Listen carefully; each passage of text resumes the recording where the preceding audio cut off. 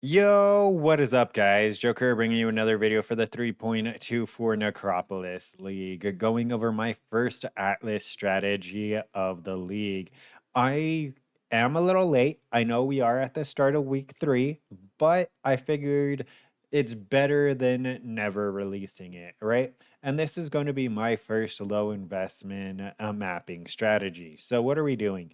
As you can see, it costs about 14C a map, and we're running harbingers with one of each scarab and a Harby on the map device. The reason why is because with the harbinger scarab of disconcernment, it can turn all of the rewards into one type.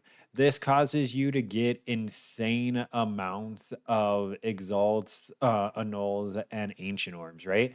It gives you stupid amounts of these, as well as you can hit fracturing shards, which means you can hit mirror shards. On average, if you hit a fracturing shard drop, from what I've seen, it's about three, a little more than three fracturing orbs, which as of right now is about 10 div, right? Because they're fluctuating around 3 div each.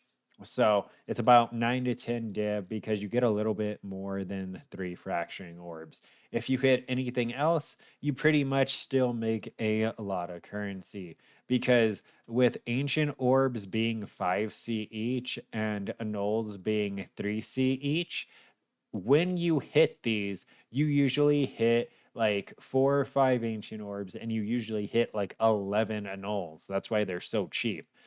But you make up your map infinitely over, right?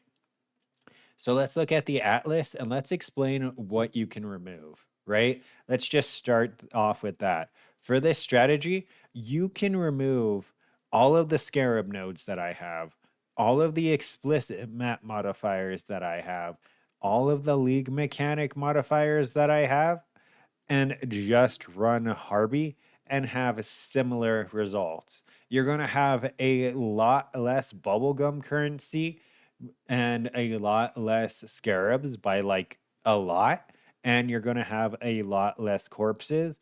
But if you're not engaging with the league mechanic anyways, these points are going to be better off somewhere else.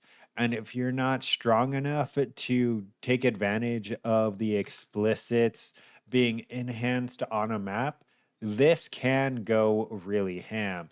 If it's a map like this, then I would have probably 60% less accuracy, and they'd have like 100% um increased energy shield, right? Life as energy shield. Like, even if we just look at this, I showed the map previously, and I believe it's roughly about 100% increased effect. So it can cause you to hit things really undesirable, like over 100% chance for you to over 100% chance for you to have less recovery, right? So you just can't recover from flask. 114% spell suppression. So essentially, every enemy is going to suppress every spell. So if you are a spellcaster with less damage, don't make sure you look at your maps, right? But then this is essentially the gist of it. You just go ahead and you run in the map. And as you can see, we have 7 harbingers, and the 7 harbingers have and the 7 harbingers have a 75% chance to be turned into a king harbinger. The fact that we have rolled small harbies twice is kind of sad, because that was a small Harby drop, right? So we got a Chaos Orb from a small Harby. I want to, dude, there's no way I am not going to roll a King Harby on this showcase. We're running another map if I don't roll at least 1 or 2 King Harbies, because the fact that I would have failed a 75% chance that many times in a row. Oh, by the way, reason why I'm collecting all of these corpses is because these corpses are about 10 to 15 C each in bulk. I mean, I use them for crafting in Necropolis. Okay, there we go. First King Harby. I use them for crafting in Necropolis, but if you were to sell them in bulk, you would be able to go ahead. There we go. See, that's what a King Harby looks like. And I believe we should be actually relatively close to breaking even. Okay, cool. We have another King Harby. Do we have any more than the one, or are we already out of Harbies? But yeah, okay. And like I was mentioning, you just fucking you blast through the map. So this obviously is going to perform better and better depending on the type of character you have. Okay, there we go. I know we at least broke even. It's going to be better if you have a mapping character and then make sure you have less than 50. It's going to be better if you have a more of a mapping character. But as you see, we made 16C from that one map. Let's go ahead and run another. But with the average cost being 14C, the fact that we made 16C just in raw chaos that map, it kind of shows the insane profitability, right? I'm going to actually just run the map and come back with the loot. Okay, I wanted to go ahead and come back for the looting portion of it. That way, I show that I'm not cheating in any way. So, this map was substantially better than the last one. I mean, just look at these stacks, right? I think besides that, we only hit one other. Yeah, we hit another annul over here. And just look at the size of these loot beams.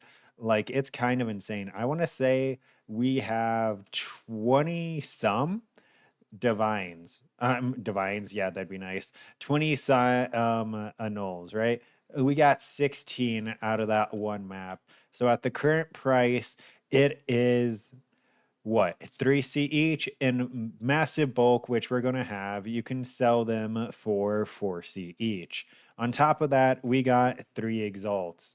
So out of that one map, we got 30 80C plus all the scarabs, and we sustained the maps plus the corpses that we got, which we really aren't going to count because I use my own corpses. But yeah, so this is the showcase. I'm going to go ahead and run 20 maps here real quick to show you the profitability. So, real quick, this is where I got the prices from, right? These are about 1.4 chaos each, but they're crashing super hard. So I counted it as 1.5. These are 1.1. I counted them as 1.5. These are 1.4. I counted them as 1.5. And then these are 4 each. I counted them as 5 each. That's how I got the average of the 14C per map, because we are also using the Harbinger on the map device, which is essentially doubling the cost, right? Now, obviously, if you want to be that person and consider the cost of like AUX and vols and chisels as well, you definitely go ahead. I'm totally not going to though, because with bubblegum currency like that, it is just so minuscule the amount that you get back that it's insane. So let me run these 20 maps and come back with the results. So, real quick, one more thing that I did want to go ahead and mention prior is once again, if you try copying the strategy one for one, it can be a little bit rippy. Because if you look at this map, they have 54% monster life on top of the fact that they have hexproof. They have a 127% chance to avoid Ellie ailments. They buffs on me expire 127% faster, right? So like a lot of stuff does get kind of insane. So if you are going to copy the strategy in a one for one, I would say make sure that at the very minimum you have a headhunter to rebalance it out, right? Okay, so I went ahead and I did the math, right? So it would be pretty much two divs for all of the supplies, the Atlas mapping device, and all of the scarabs, right? To buy a set of 20 of this, it would be about two divines. Let's go ahead and take a look at how much money we actually got. So we ended up with 6.8 divines. So even if we go ahead and do 6.8 minus 1, you know what? Minus 2.5, right? Let's say for whatever reason you buy your resources extremely expensive. This is still giving you 4.3 divines of profit every 20 maps. And I feel like I got relatively unlucky on top of the fact that I am filtering out an insane amount of loot. I'm filtering out everything that's under 3C and under a stack of 5C. So if we go ahead and let's lower these, right? Let's say just 2C and filter out everything under 1 chaos. If we go ahead and come back here, the results are going to jump quite a large bit, right? So it's all taking into consideration what you're willing to sell, but at a very minimum, you get 4.3 divines profit because you can get insanely lucky, right? You can get a lot of the scarabs that are worth more because there is a lot of scarabs that are worth a lot.